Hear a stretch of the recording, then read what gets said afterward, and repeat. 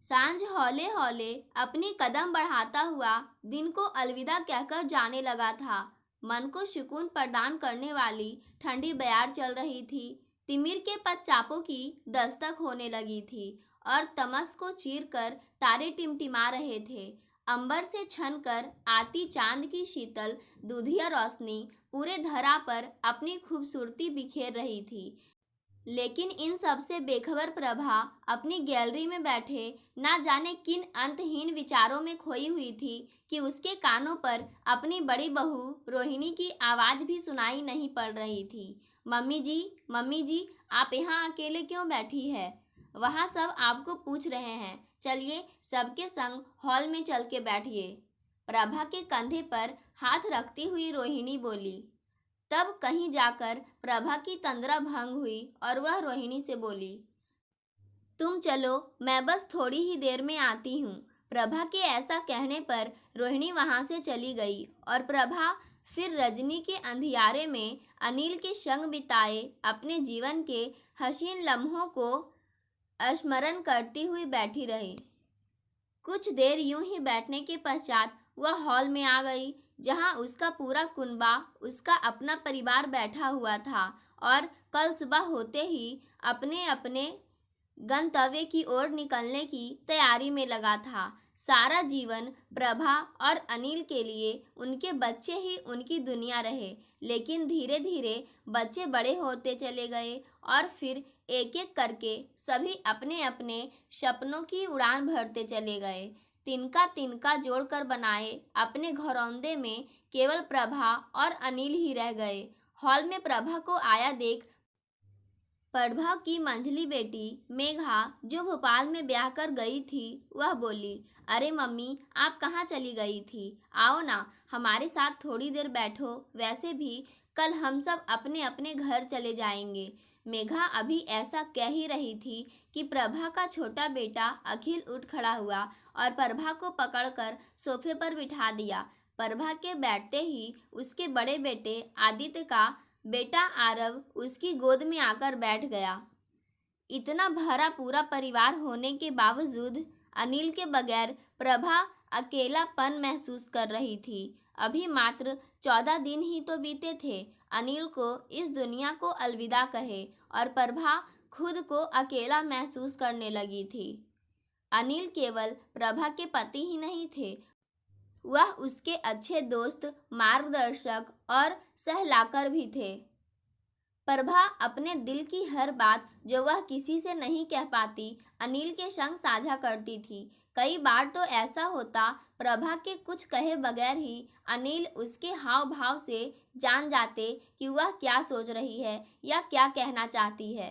पिछले 2 सालों में जब से अनिल सेवानिवृत्त हुए थे, दोनों के जीने का अंदाज ही बदल गया था।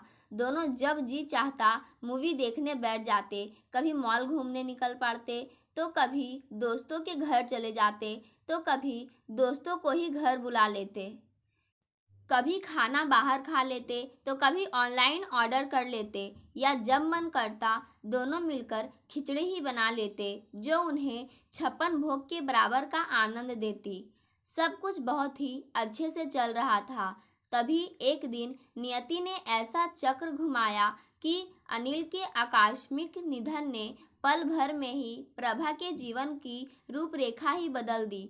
पूरे परिवार के बीच चुपचाप बैठी प्रभा से छोटी बहू काव्या बोली, मम्मी जी, जब तक आपका मन करे आप रोहिणी दीदी के घर पर रहिए, लेकिन जैसे ही थोड़ा चैन चाहिए होगा आप मेरे और अखिल के पास बेंगलुरु आ जाइएगा। वैसे भी मुंबई शोर शराबे और भाग दौड़ से भरी जिंदगी वाला शहर है, रतलाम जैसी शांति वहाँ कहाँ। क्यों रोहिणी दीदी, ठीक कह रही हूँ ना? कहती हुई काव्या रोहिणी की ओर देखने लगी। रोहिणी मुस्कुराती हुई बोली, हाँ क्यों नहीं, मम्मी जी जब चाहे किसी के पास भी जाकर रह सकती है। तभी मेघा बोली, हाँ मम्मी, भाभी बिल्कुल सही कह रही है। जब भी आपका मन करे आप मेरे और रितेश के पास भी आ सकती हैं। सब बस अपनी अपनी कहे जा रहे थे, लेकिन कोई प्रभा से उसकी क्या इच्छा है इस बारे में नहीं पूछ रहा था। किसी ने भी उसे यह जानने की चेष्टा नहीं की कि क्या प्रभा अपना घर छोड़कर जाना चाहती है, क्या वह अपना शहर छोड़कर जाना चाहती है, क्या वह अपने आस पड़ोस के लोग जिनके संग उसने इतने वर्ष बिताए हैं उन्हें छोड़ना चाहती है, या फिर वह किसके साथ रहना चाहती है। प्रभा के दोनों बेटों और बहुओं के संग बेटी दामाद ने मिलकर यह तय कर लिया कि पिता के जाने के बाद अब मम्मी अकेले इस घर में और शहर में नहीं रह पाएगी। इसलिए वह बड़े बेटे व बहू के साथ मुंबई जाएगी, क्योंकि छोटी बहू नौकरी वाली है, वह नौकरी और सास में तेलमेल नहीं बैठा पाएगी। प्रभा भी वहाँ दिन भर अकेले नए शहर में बोर हो जाएंगी, और दो बेटों के होते हुए प्रभा बेटी के घर पर क्यों रहेगी। सारा कुछ बच्चों ने खुद ही तय कर लिया, प्रभा से बिना पूछे बिना चर्चा किए, और प्रभा ने भी बगैर अपनी प्रतिक्रिया व्यक्त किए बच्चों के निर्णय पर मौन स्वीकृति दे दी, क्योंकि उसके लिए तो बच्चों की खुशी में ही उसकी खुशी थी। इन सब बातों के दौरान प्रभा का बड़ा बेटा आदित्य अपनी पत्नी रोहिणी से बोला, अरे रोहिणी, तुम बातें ही करती रहोगी या मम्मी जी को उनका सामान पैक करने में मदद भी करोगी। आदित्य के ऐसा कहने पर रोहिणी बोली, चलिए मम्मी जी, मैं पैकिंग में आपकी मदद करती हूँ। प्रभा अपनी बहू रोहिणी के संग अपना सामान पैक करने लगी। दूसरे दिन सुबह होते ही सभी अपनी मंजिल की ओर निकल पड़े। घर पर ताला लगाने के उपरांत प्रभा की आंखें नम हो गई और वह कार में बैठने के बाद भी अपने घर को देखती रही। मुंबई पहुंचने तक सब काफ़ी थक चुके थे, इसलिए रोहिणी ने ऑनलाइन खाना ऑर्डर कर दिया। साथ ही उसने इस बात का भी पूरा ध्यान रखा कि प्रभा को खाने में क्या पसंद है। उसके बाद वह प्रभा के लिए रूम व्यवस्थित करने में लग गई। प्रभा भी रोहिणी के काम में हाथ बटाना चाहती थी, लेकिन रोहिणी ने प्रभा को यह कहकर किसी काम को हाथ लगाने नहीं दिया कि सफ़र करके आप थक गई होंगी, और फिर जब तक आपकी यह बेटी है आपको कोई काम करने की ज़रूरत नहीं। एक सप्ताह बीत चुका था, लेकिन प्रभा के चेहरे पर मुस्कान अब तक नहीं लौटी थी। उसकी सहेलियों का फ़ोन भी आता तो वह ठीक से बात नहीं करती और ना ही व्हाट्सएप मैसेज का जवाब देती। यहाँ मुंबई में रोहिणी और आदित्य का अपना एक अलग फ्रेंड सर्कल था। 24 घंटे दौड़ती भागती इस माया नगरी में आदित्य के पास सांस लेने तक की भी फुर्सत नहीं थी, लेकिन रोहिणी बड़ी ही कुशलतापूर्वक पूरा घर और बाहर सब संभाल रही थी। रोहिणी पूरा दिन व्यस्त होने के बावजूद प्रभा के हर छोटी सी छोटी ज़रूरतों का ध्यान रखती थी। वक्त पर उसे बीपी शुगर की दवाइयाँ देती। वह हर संभव यह प्रयास करती कि प्रभा को किसी भी चीज़ की कोई कमी महसूस ना हो। यह देख प्रभा को हर बार ऐसा लगता जैसे इतना तो उसकी अपनी बेटी मेघा भी होती तो शायद नहीं करती जितना रोहिणी बहू होकर कर रही है। यही सब सोचकर प्रभा भी स्वयं को प्रसन्न दिखाने का अभिनय करती, परंतु रोहिणी के आगे प्रभा के सारे प्रयास विफल ही होते। प्रभा के मुस्कान के पीछे का दर्द रोहिणी बिना प्रभा के कुछ कहे ही समझ जाती। अनिल के जाने के बाद से प्रभा का जीवन जैसे पूरी तरह से ठहर सा गया था। एक दिन सुबह की चाय प्रभा को देते हुए रोहिणी बोली, मम्मी जी, आपको यहाँ आए 15 दिन बीत गए हैं, आप घर के बाहर निकली ही नहीं हैं। आप आरव के साथ यहीं सोसाइटी के पास जो पार्क है वहाँ क्यों नहीं जाती? आरव वहाँ खेल भी लेगा और आपका मन भी बहल जाएगा। वैसे उस पार्क में सुबह व शाम के वक्त वहाँ और भी कई सीनियर सिटीजन आते हैं, हो सकता है कोई आपका दोस्त बन जाए। रोहिणी के बात प्रभा को भा गई और वह उसी शाम आरव को लेकर पार्क चली गई। वहाँ पहुँचते ही आरव प्रभा का हाथ छोड़कर अपना हम उम्र बच्चों के संग खेलने चला गया और प्रभा वहीं पार्क के एक खाली बेंच पर जा बैठी। यहाँ पार्क में काफ़ी चहल पहल थी। कुछ बच्चे झूला झूल रहे थे, कुछ तितलियों के पीछे भाग रहे थे, तो कुछ बच्चे अपने उम्र के मुताबिक अलग अलग समूह बनाए विभिन्न प्रकार के खेल खेल रहे थे।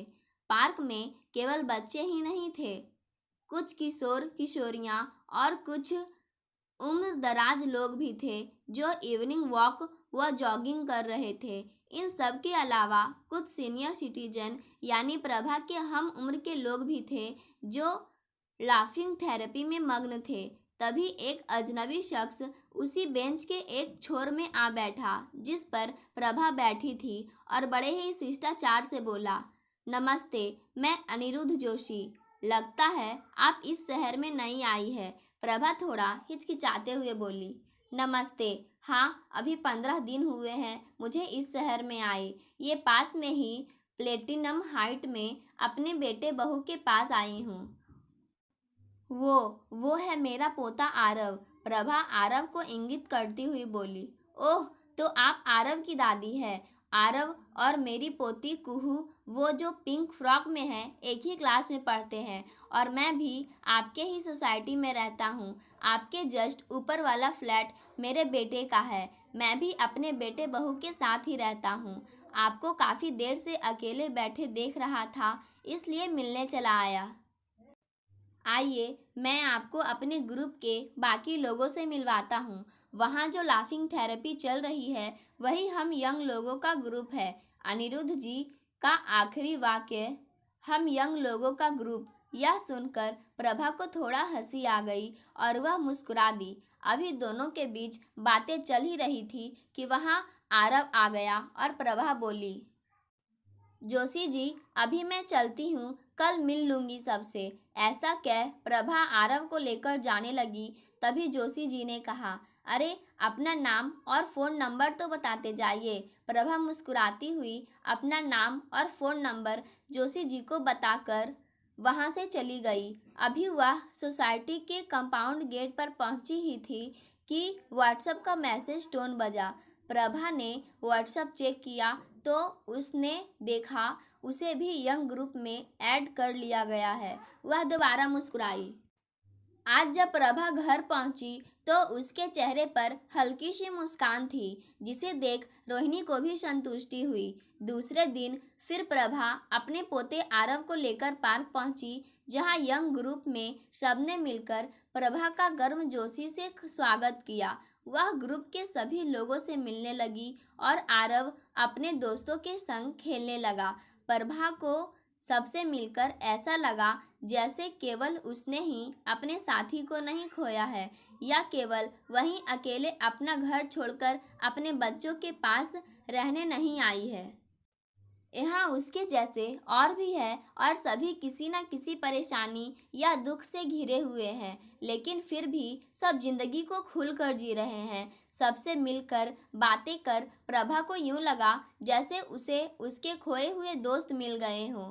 प्रभा के चेहरे की मुस्कान अब लौट आई थी। आरव से ज़्यादा अब प्रभा को पार्क पहुँचने की जल्दी होती। हर शाम वह निर्धारित समय पर तैयार होकर पार्क चली जाती। जिस दिन किसी कारणवश आरव पार्क नहीं जाता तो प्रभा अकेले ही पार्क पहुंच जाती। कभी कभी तो अपने ग्रुप के साथ जुहू बीच और चौपाटी भी घूमने निकल पड़ती। बाकी समय अपनी पुरानी सहेलियों के संग और अपने यंग ग्रुप पर व्हाट्सएप चैट करती। हर रोज़ अपना व्हाट्सएप स्टेटस अपडेट करती। कभी अपने पोते आरव का फ़ोटो डालती तो कभी उसके शरारत करते हुए वीडियो, कभी रोहिणी के हाथों से बने लजीज डिशेज के फ़ोटो, तो कभी अपने गैलरी में खिले मुस्कुराते फूलों से अपना व्हाट्सएप स्टेटस अपडेट करती। प्रभा को इस प्रकार खुश देखकर रोहिणी भी बहुत खुश थी और प्रभा भी अब यह बात समझ चुकी थी कि किसी अपने का तो हमारे जीवन से चले जाना जीवन में अल्प विराम तो ला सकता है, परंतु पूर्ण विराम नहीं, क्योंकि जीवन चलने का नाम है, रुकने का नहीं। पाठकों, आज की कहानी यहीं समाप्त होती है। धन्यवाद।